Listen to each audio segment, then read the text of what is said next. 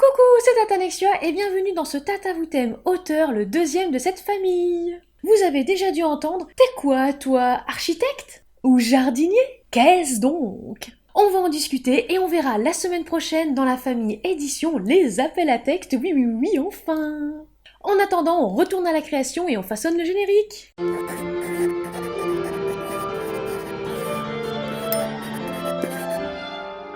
Pour ne louper aucune vidéo, abonnez-vous et activez la cloche. Les auteurs et les cases. J'avais rapidement évoqué les architectes, jardiniers et paysagistes, team 3e voie. Dans la vidéo Écrire une œuvre saison 1 des conseils d'écriture. Non, je ne m'y étais pas attardée car je me considère comme une autrice avant tout et non une autrice paysagiste. 3e voie donc.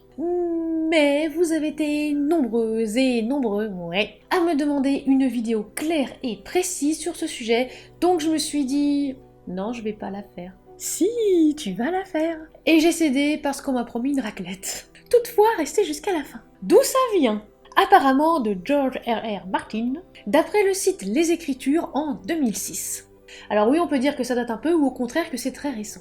Attention, je cite. J'ai toujours clamé haut et fort qu'il existe deux sortes d'auteurs. En simplifiant, il y a les architectes et les jardiniers. Les architectes créent des plans avant même d'enfoncer le premier clou. Ils conçoivent toute la maison. L'emplacement des tuyaux et le nombre de chambres, la hauteur du toit. J'ai l'impression d'être dans une émission de Stéphane Plaza.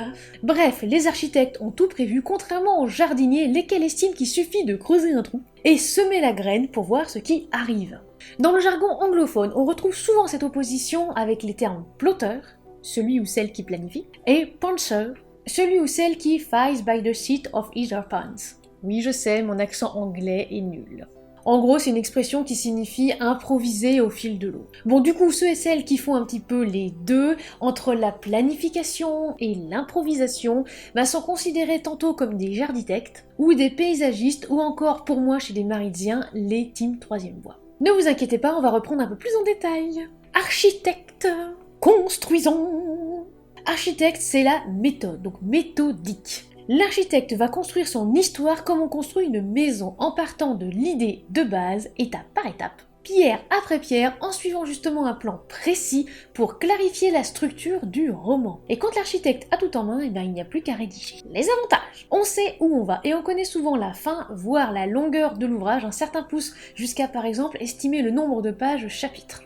Et chez les architectes, souvent toutes les fiches sont faites, mais bien avant justement le début de l'écriture. C'est vraiment tout planifié à l'avance. Mais il y a également des inconvénients.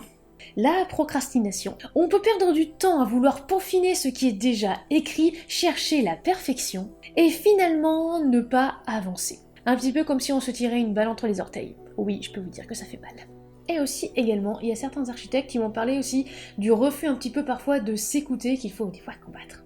Ça arrive à certains. Si l'on suit sa trame sans écouter son histoire et qu'on refuse de dévier, on peut très facilement aller dans le mur. Alors pour mieux expliquer, rien de mieux qu'une relectrice de ce script complètement architecte dans l'âme. Je la cite.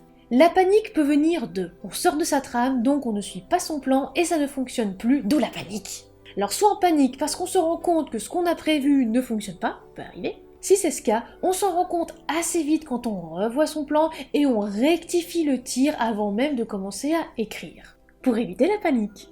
Il est arrivé à Jeanne Malisa de voir des personnages se greffer à son histoire au fil de son écriture, non prévus, mais elle s'arrangeait toujours pour qu'ils soient dans le cadre. Alors je pourrais préciser, effectivement, ce n'est pas grave si par exemple il y a un personnage qui se greffe, une intrigue secondaire à laquelle vous n'aviez pas du tout pensé au départ, à ce moment-là, vous voyez comment l'intégrer dans le cadre. Les jardiniers.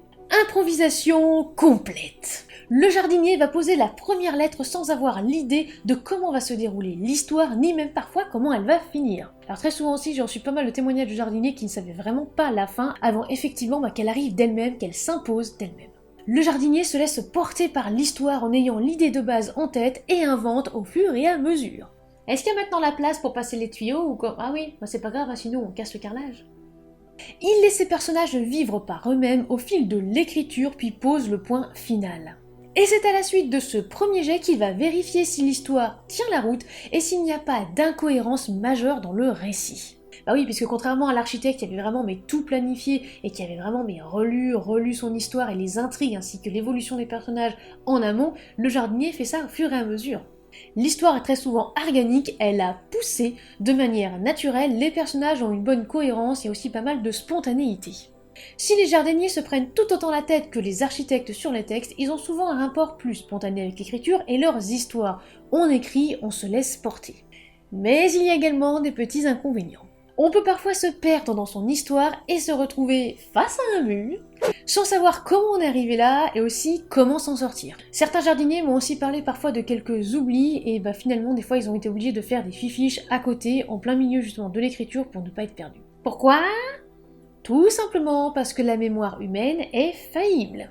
On peut oublier des détails de l'histoire, nom de personnage, apparence physique, lieu aussi, par exemple juste l'orthographe des lieux. On a beau savoir ce qu'on veut faire avec nos histoires, les éditeurs veulent du concret et souvent par exemple peuvent demander un plan. Oui, il faut justement que les jardiniers l'aient en tête. Troisième voie, paysagiste. Alors c'est un mélange et j'en fais partie. Alors, même si j'écris de manière complètement improvisée, je réalise quand même des fiches personnages en amont, bon puis parfois aussi en plein milieu de l'histoire. Et parfois pour certaines scènes, certains chapitres, j'ai vraiment besoin d'un plan au préalable pour savoir où je vais. En revanche, effectivement, la fin de mes histoires, des fois je ne les connais pas du tout à l'avance et je ne sais même pas d'ailleurs comment va se terminer ce tome, elle peut s'imposer d'elle-même. Et parfois non, parce que justement l'histoire m'est venue en rêve et je me suis dit « Ah non, il faut absolument que ça se termine comme ça », donc ça dépend. Les avantages. La liberté. Si on veut faire des fiches perso, on en fait, si on veut pas en faire, on n'en fait pas. Si on veut faire un plan à ce moment-là pour ce chapitre ou pour cette scène-là, on en fait un, sinon on n'en fait pas. Et si on veut écrire comme ça sans réfléchir, hop, on écrit comme ça, pas besoin de se référer à un plan, et puis on laisse couler. Mais il peut y avoir également aussi des petits inconvénients. Alors évidemment, on peut nous prendre pour des doubles fessiers ou des personnes qui ne voudraient pas rentrer dans des cases, en gros un peu comme un marginal. Ce qui peut effectivement poser problème, on va y revenir.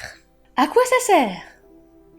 Pour certains et certaines, c'est hyper important de savoir où on se situe. Ça peut aussi démarrer une conversation, un débat, etc. Et parfois malheureusement, je suis quand même obligée de le dire puisque j'en ai vu des discussions très fermées et très démagogues. Donc on va se le dire tout de suite. Un écrit est égal un écrit. Peu importe votre manière d'écrire. Les archis construisent avant, les jardiniers pendant, et les troisièmes voies oscillent entre les deux. Mais en fait, dans tous les cas, il y aura des relectures, sûrement des réécritures, des corrections. Donc, vous pouvez ranger votre hache. Ça ne saignera pas aujourd'hui, dommage pour toi, Dryler Killer. Les problèmes. Non, je ne les cherche pas. Ça revient dans certains débats, une méthode serait meilleure que l'autre. Arf.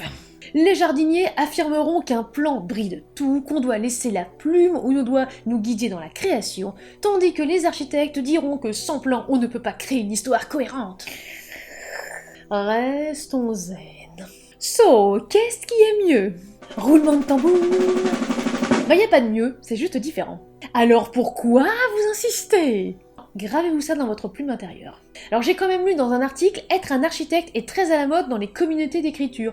On y encourage constamment la planification, les outlines, les mind maps, les murs de post-it. Le jardinier est aussi un peu méprisé. Il est associé à l'auteur débutant qui ne termine jamais ses histoires et il manquerait de structure. Ouais, vous comprenez pourquoi justement ça m'agace ?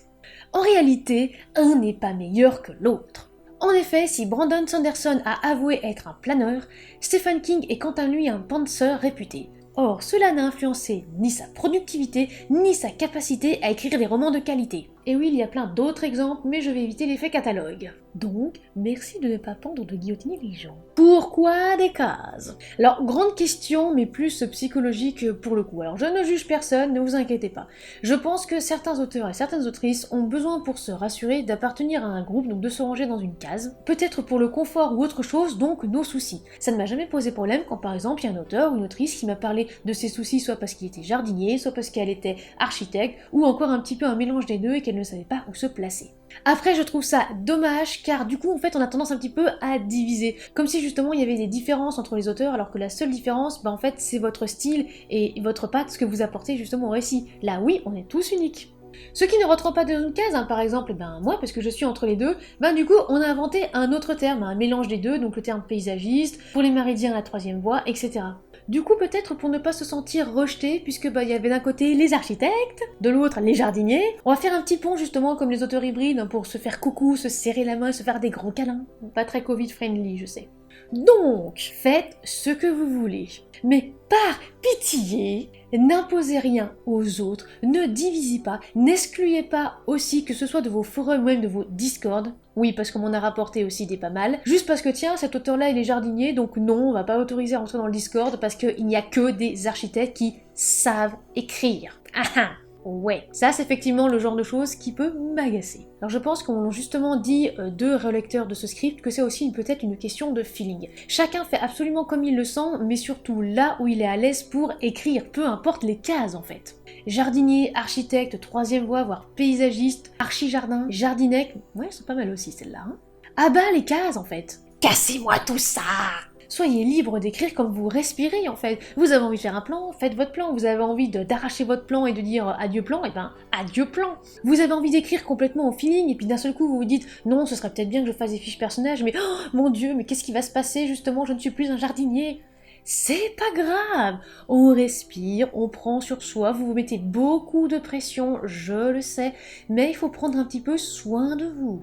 Donc ne vous inquiétez pas, ça va aller, et si justement vous avez besoin de conseils, de réconfort ou autre, toute la communauté vous ouvre les bras. En bref, pour celles qui veulent être renseignés et savoir justement ce que c'est. Architecte, ça planifie. Absolument tout, ça fait des fiches, ça peut faire des mind maps, il peut y avoir des post-it partout, bref, il y a plein de choses comme ça. Les jardiniers, ça laisse la graine pousser et se développer au fur et à mesure. Ça ne fait pas de fiche personnage, ni de mind map, ni de plan, bref, ça laisse vraiment la graine pousser. La troisième voie, ou paysagiste. Un petit mélange justement des deux. Mais, et ce sera vraiment justement le point d'insistance de cette vidéo, n'oubliez pas qu'on reste des auteurs et des autrices. Et qu'un écrit est un écrit, donc s'il vous plaît, entraidez-vous et arrêtez justement de vous jeter des pierres en mode « Ah non, mais de toute façon, toi t'es un jardinier, t'es moins bien que moi », ou l'inverse. Stop. Donc ne repoussez pas ceux et celles qui ne rentrent pas exactement dans la case que vous occupez. Ne vous opposez pas, achetez plutôt les livres des uns et des autres, découvrez justement leurs univers et vous verrez que peu importe finalement dans la case dans laquelle on reste tous des êtres humains qui rêvons de la même façon, c'est-à-dire évidemment de manger une raclette. Voilà, c'est la fin de cette petite vidéo et j'espère qu'elle vous aura plu et que du coup vous ne déterrerez plus jamais la hache de guerre. On se retrouve la semaine prochaine pour une vidéo dans le thème édition, à savoir les appels à texte. Enfin, je sais que vous l'attendez avec impatience celle-ci. En attendant la prochaine vidéo, n'oubliez pas de vous abonner, de lâcher un like, de la partager et pourquoi pas de nous laisser un petit commentaire, ça nous fait toujours plaisir. Si vous souhaitez nous soutenir, vous pouvez le faire dès à présent en vous rendant sur les plateformes Tipeee ou Utip et pourquoi pas aussi nous faire un petit coucou sur les réseaux sociaux. Et en attendant la prochaine vidéo, soignez votre plume!